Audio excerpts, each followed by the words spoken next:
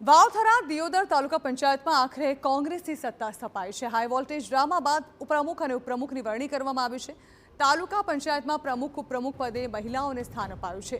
તાલુકા પંચાયત પ્રમુખ પદે પ્રભાબેન વાઘેલાની વરણી કરાઈ છે, તો ઉપપ્રમુખ તરીકે પાનાબેન ચાવડાની નિમણૂક કરવામાં આવી છે।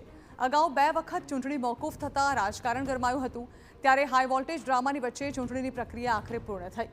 ઉલ્લેખનીય છે કે છેલ્લા કેટલાક સમયથી વાવથરાના રાજકારણમાં ચર્ચાનો મુદ્દો બનેલી દિયોદર તાલુકા પંચાયતની પ્રમુખ ઉપપ્રમુખની ચૂંટણીનું પરિણામ આવી ગયું છે। હાઈ વોલ્ટેજ ડ્રામા વચ્ચે દિયોદર તાલુકા પંચાયતમાં આખરે કોંગ્રેસે સત્તા મેળવી। ઉલ્લેખનીય છે કે અગાઉ 3 વખત ચૂંટણી મોકૂફ રહેતા કોંગ્રેસે ભાજપ પર જોડતોડની રાજનીતિ કરવાનો આરોપ લગાવ્યો હતો। મહત્વનું છે કે કોંગ્રેસના જાડા તાલુકા પંચાયતના સભ્ય કિંજલ ઠાકોર સગર્ભા છે, ત્યારે આ સ્થિતિમાં પણ તેઓ ચૂંટણી માટે આવ્યા હતા, ત્યારે કોંગ્રેસે આ જીતને ભાજપની તાનાશાહી સામેની જીત ગણાવી છે।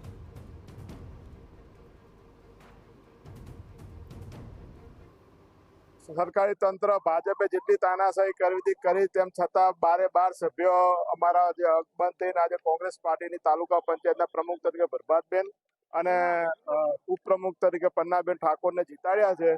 અને દિયોદરની જનતાનો અને 12 સભ્યોનો આજે હૃદયપૂર્વક આભાર માનીએ છીએ। છેલ્લા 5 દિવસથી જે ડ્રામા યોજ્યો હતો એનો આજે પૂર્ણ વિરામ આવ્યો। ગમે તેટલા તાનાશાહી, પૈસા, લોભ, લાલચ, ડર બધું જે કરવું હતું કર્યું, તેમ છતાં કોંગ્રેસના સભ્યો અંકબંધ સાથે આજે વિજય થયો છે।